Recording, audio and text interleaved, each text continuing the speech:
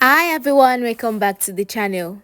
Editing text on your iPhone can be quick and efficient once you get the arc of the built-in tools and gestures. Whether you need to correct a typo, rearrange sentences, or adjust formatting, this guide will walk you through the steps to edit text seamlessly. For this tutorial, I'll be writing some words in the Notes app.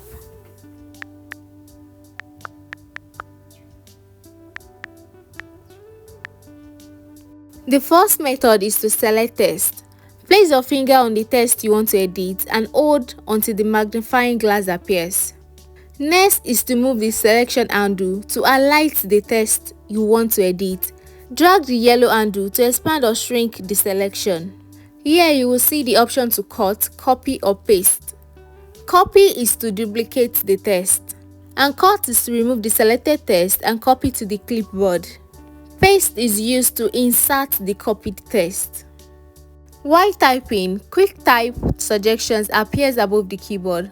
Tap on the suggestions to insert into the text.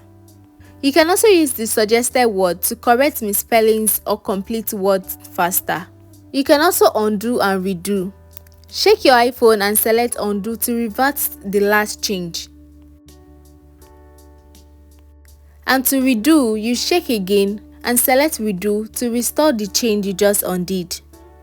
If you are using apps like Notes or Photos, you can also use the Mark Up tool.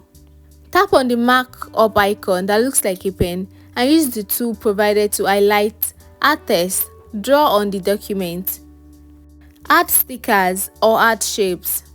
And that's it guys, editing text on iPhone is designed to be intuitive and user-friendly.